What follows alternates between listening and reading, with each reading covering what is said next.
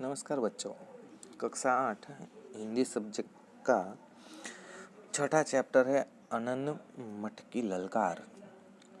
इस चैप्टर में हम थोड़ा बहुत समझे थे कि किस प्रकार पश्चिम बंगाल के जो डिप्टी मजिस्ट्रेट थे, पश्चिम बंगाल के खुलना जिले के बंकिम चंद्र चट्टोपाध्याय जी, उन्होंने किस प्रकार जो अंग्रेज था मोहरल नाम का एक, जो किसानों को परेशान करता था, उनसे नील की खेती करवाता था ज़बरदस्ती।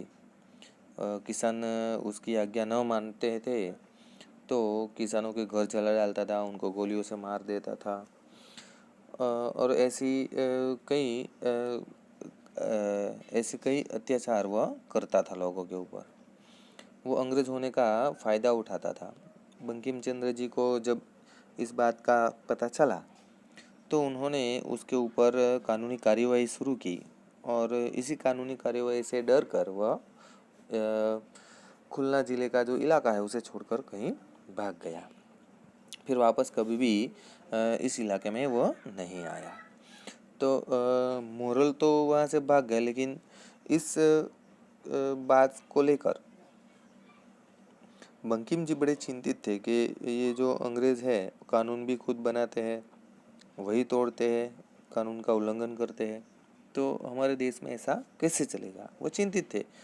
तब उनके मित्रों के साथ वो जब बात करते हैं तो एक मित्र उनको बताते हैं कि भाई हम तो गुलाम हैं और हमारे ऊपर उन्हीं का कानून चलता है, हम जब तक स्वतंत्र नहीं होंगे तब तक ऐसा ही चलता रहेगा।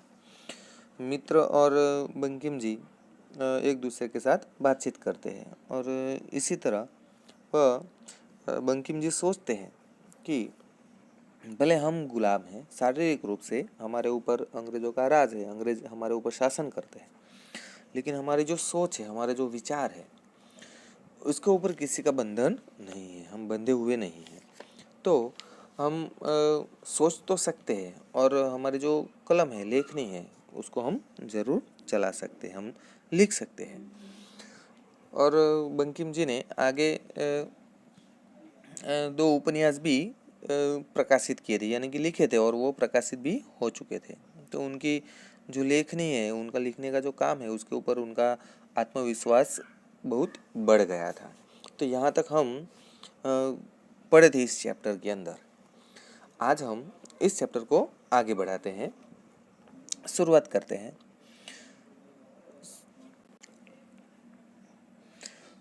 1875 में वे कुछ दिनों की छुट्टी लेकर घर आए। रास्ते में ट्रेन में बैठकर प्रशासनिक जिम्मेदारियों को पीछे छोड़ाने से वे एकदम हल्का महसूस कर रहे थे।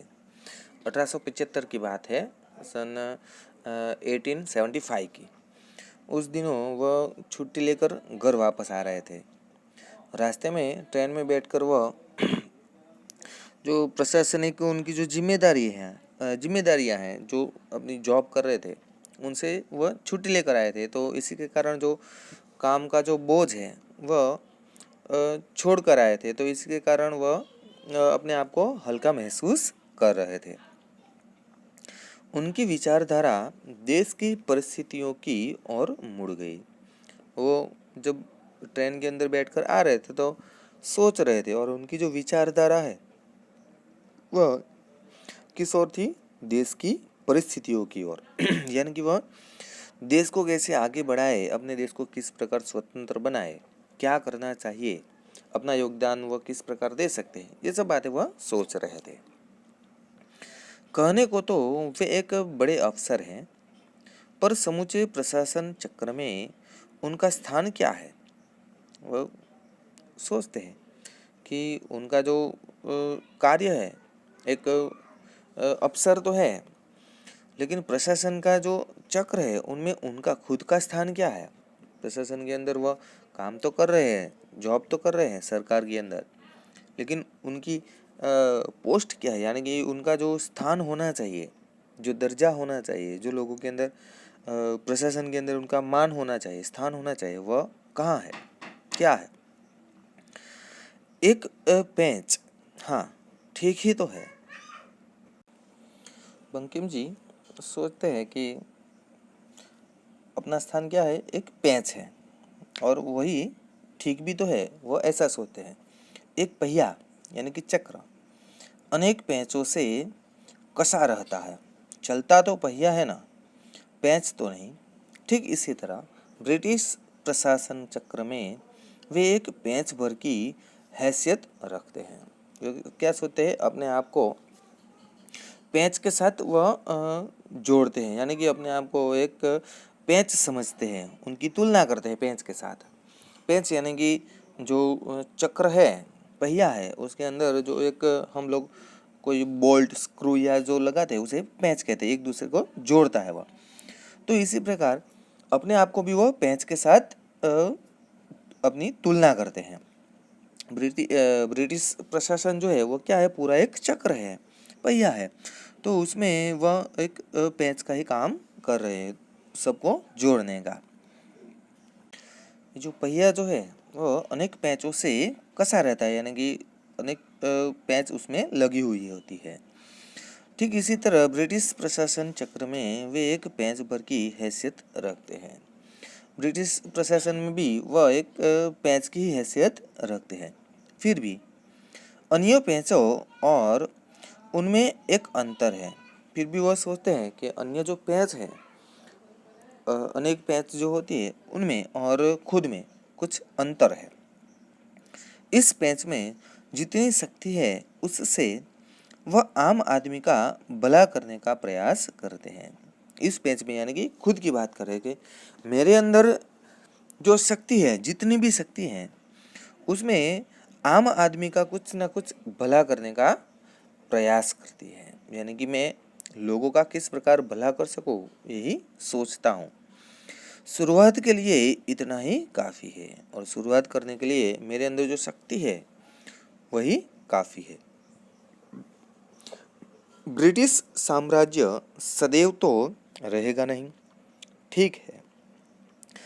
1857 के गदर में भारतीयों को मात खानी पड़ी। उसका एक लाभ यह हुआ कि जनसाधारण को आशा हो गई कि अंग्रेजों को भगाना संभव है। ब्रिटिश साम्राज्य हमेशा रहेगा नहीं, यह सोचते हैं बंकिम जी, क्योंकि सन 1857 यानी कि 1875 में गदर हुआ था, तो उसमें भारतीयों को तो मात खानी पड़ी, यानी कि उनकी हार हुई थी, हार गए थे भारतीय। लेकिन उसका जो लाभ है वह जनसाधारण को, सामान्य मनुष्य को क्या हुआ कि उनको यह लाभ हुआ कि अंग्रेजों को भगाना वह संभव है। मुश्किल है लेकिन संभव है। उनके अंदर एक आशा जागी, आशा की चिंगारी जाग गई। अभी इतनी जल्दी दूसरा हल्ला बोलने का अवसर नहीं आया है, और अभी तुरंत ही पहला तो गदर का जो हो गया, भारतीय उसमें तो हार गए, लेकिन दूसरा तुरंत ही जल्दबाजी में हल्ला बोल देना वह ठीक नहीं है, और ये इसका अभी अवसर नहीं आया है, ऐसा बंकिम जी सोचते हैं। इस बार प्रयास विफल नहीं होगा, और दूसरी बार जब हम प्रयास करेंगे तो इस बार ये जो हमारा प्रयास है वह विफल नहीं होगा। तो बच्चों, आज हम चैप्टर का इतना भाग ही पढ़ेंगे, बाकी का जो चैप्टर है वह हम आगे बाद में पढ़ेंगे। आभार।